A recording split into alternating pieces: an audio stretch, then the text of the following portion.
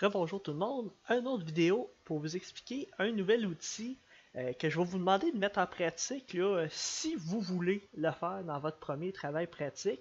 Je vais en faire une démonstration aussi en classe, mais je vous fais quand même la petite démo pour que vous puissiez avoir le vidéo puis pouvoir le refaire aussi par la suite. Donc, l'outil que je vais vous présenter, ça va vous permettre de faire des dégradés, mais beaucoup plus complexes que de juste utiliser l'outil dégradé ici. L'outil que je vais vous présenter, c'est l'outil qui est juste en haut de celui-ci et il s'appelle l'outil filet. Bon, vous dites-vous qu'en anglais c'est Gradient Mesh Tool, mais il appelle ça l'outil filet en français. Donc, le raccourci c'est U. Donc, pour s'en servir, la première chose à faire, c'est d'aller chercher un modèle de quelque chose qu'on voudrait avoir un dégradé qui est un petit peu plus complexe. Là, je vais prendre une forme qui est relativement simple, je vais prendre un orange. Mais vous pouvez le faire avec n'importe quoi. Il y a des vidéos là, qui le présentent avec des bananes, des pommes. Bon, vous pouvez le faire avec des objets hyper complexes. Dans les ressources du cours, je vous donne même un truc qui permet même de faire une chaussure. Donc dites-vous que les possibilités sont assez poussées avec cet outil-là si vous y mettez le temps et l'énergie. Mais là, dans le vidéo que je vais vous faire, quelque chose d'assez rapide, on va découper une orange. Fait que première chose qu'il faut faire, c'est mettre notre orange comme modèle. Et un petit truc que je vous avais pas montré, mais qui est intéressant aussi, c'est si vous importez votre orange, n'oubliez pas de l'incorporer à votre image, de cliquer sur incorporer si vous ne l'avez pas fait. Mais on va aller double-cliquer sur le calque 1 et vous pouvez cliquer sur modèle. Si vous cliquez sur modèle, automatiquement, il va vous faire estomper l'image à 50%. Qu'est-ce qui est intéressant de ça, c'est qu'il sait que c'est un modèle. Donc, si vous faites OK, il va devenir transparent, comme on le fait la plupart du temps avec l'opacité de nos trucs. Mais là, il le fait pour nous. On pourrait dire que non, c'est pas un modèle à 50%, on en a besoin pour 100% pour cet exemple-là. Donc, on va faire OK. Mais vous voyez, par défaut aussi, il va aller barrer le calque, puis il va aller aussi changer le mode d'affichage pour ce calque-là. Donc, c'est un mode qui ne va pas exporter ça. Il va le savoir que c'est un modèle. Je vais aller le renommer quand même. Hein? Je veux que ça s'appelle modèle. Et à l'intérieur, je vais leur donner aussi un nom. Je vais l'appeler orange. Bon. Parce que c'est un modèle d'une orange. Mais là, à partir de maintenant, je ne vais plus travailler avec ce calque-là. Je vais me créer un nouveau calque, mais s'il est déjà créé, là, on peut l'utiliser, mais je vais l'appeler orange vectoriel. Underscore vectoriel. Parce que c'est vraiment ça qu'on va faire. On va se faire un orange vectoriel avec le dégradé. Bon. Là, la couleur du contour va être rouge. Je vous recommande d'utiliser une couleur qui est bleue. Ici. Parce que ça va être plus facile de voir le contour. Vous allez voir aussi pourquoi plus tard. Bon.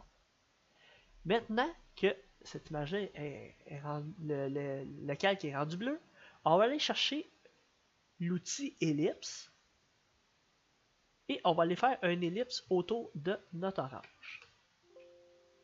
Bon. Je vais faire mon ellipse.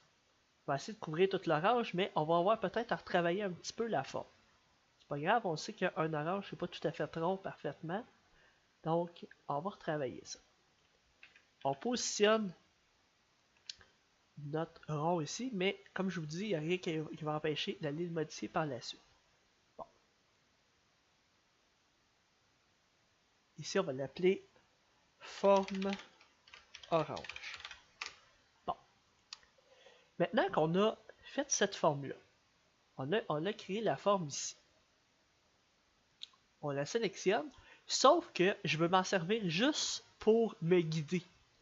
Donc, ce qu'il va falloir faire, c'est il y a le moyen de changer le mode de ce calque-là à cacher ou afficher. Mais là, ce qu'on veut faire, c'est pas nécessairement le cacher au complet, on veut juste voir le contour bleu, comme ça. C'est qu'il y a un mode, il faut tenir la touche CTRL. Quand on va cliquer dessus, allez voir, il va avoir un petit, l'œil va devenir transparent avec un contour. Ça veut dire qu'on est en mode outline.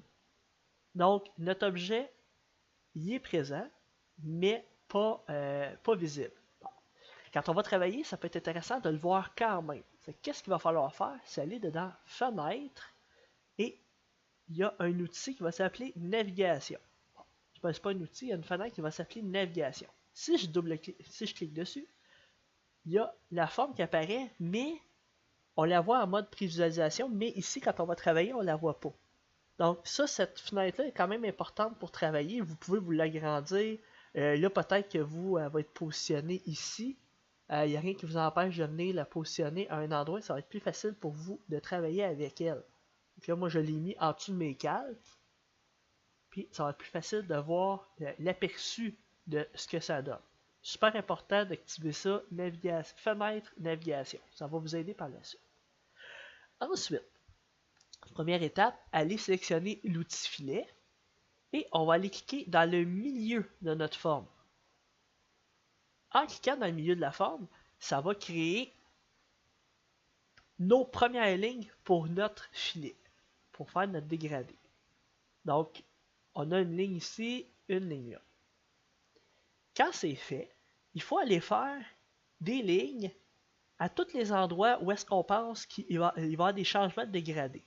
Faites-en pas trop, mais faites-en assez pour que ce soit intéressant.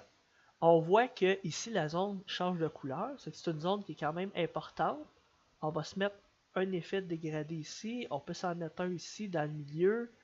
On voit que la forme commence à changer ici, ici, ici. Bon. Ici on pourrait s'en mettre un aussi. En mettre un ici. Juste à cliquer, hein. Vous avez juste à cliquer, ça le fait automatiquement dans votre forme.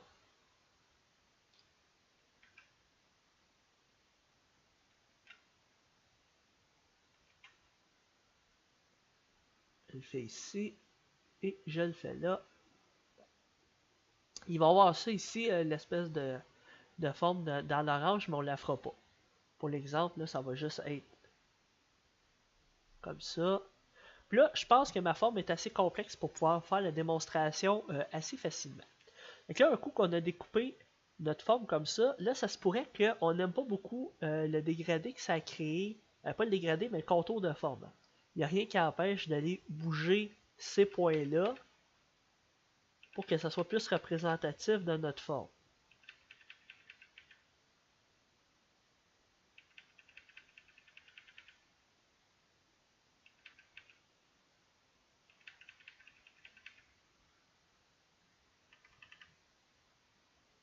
Surtout qu'on sait qu'un orange, c'est pas tout à fait rond.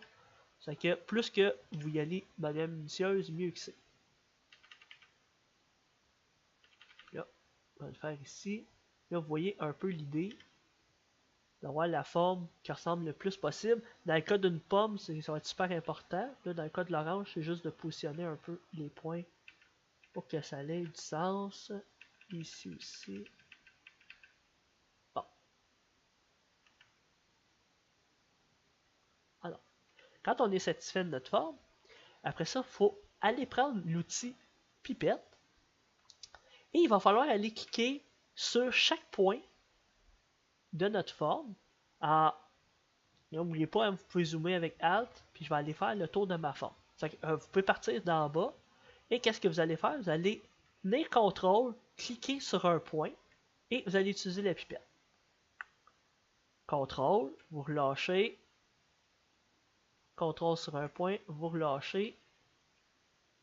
CTRL.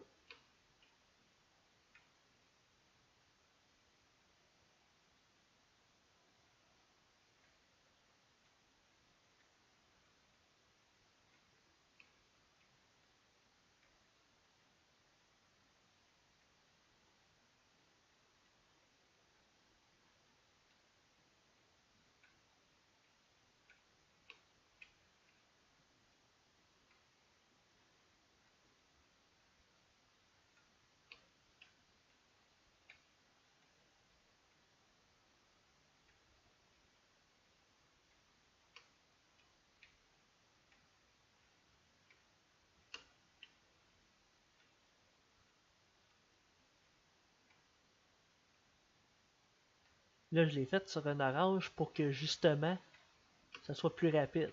parce que ce bout-là peut être long, mais plus que vous faites de points, plus que votre dégradé va être précis. Je n'ai pas fait énormément, mais c'est pour vous donner une idée.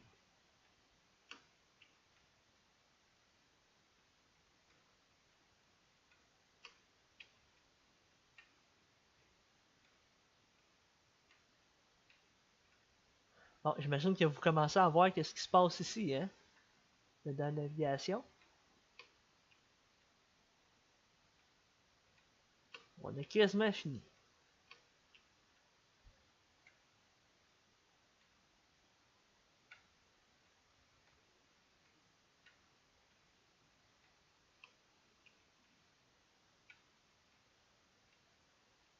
Puis là, je suis parti de bas en haut, mais vous pouvez partir de haut en bas.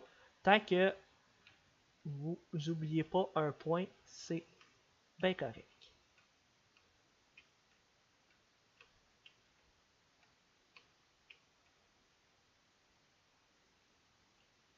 Bon. Là, on a fait le tour. Vous voyez la forme qui est rendue comme ça. S'il y a des points qu'on aime moins, on peut tout le temps aller rechercher une autre couleur à cet endroit-là. Hein? Il n'y a rien qui empêcherait de dire, ok, ce point-là, je l'aime moins, je vais aller chercher un orange. Vous voyez, ça va atténuer un petit peu le dégradé. Mais ça rend quand même une forme assez intéressante au niveau du dégradé. Fait qu'un coup qu'on a fini de faire le tour de notre image, des points, ben là, il n'y a rien qui nous empêche d'aller réafficher notre calque en tenant contrôle puis en le réaffichant. Donc là, vous voyez, vous avez une forme avec un dégradé pas mal plus complexe, pas mal plus intéressant. Là, c'est sûr que ça ferait un effet un peu flat de l'orange. Il n'y a pas de texture dedans l'orange, mais ça reste une forme vectorielle, facile à grossir. Bon, vous pourriez jouer avec les effets pour aller faire des craquelures, des trucs comme ça, mais c'était pour vous présenter l'outil filet ou en anglais Gradient Mesh. Bon, par la suite, comme je vous dis, il n'y a rien qui vous empêche d'aller modifier les points d'ancrage de chaque truc. Vous pouvez les modifier, ça va avoir des impacts sur le dégradé au final. Ça va avoir des impacts ici sur comment ça se répercute. Puis vous le voyez aussi. Donc, on va le replacer correctement. C'est que ça ici, c'était vraiment une forme très simple. Mais vous pouvez le faire sur des trucs vraiment complexes. Je vous encourage à aller lire la documentation que j'ai mis. Hein. Il y a vraiment des tutoriels super intéressants. Mais je tenais quand même à vous faire une petite démonstration assez rapide là, pour vous présenter cet outil-là. Bye, bonne journée.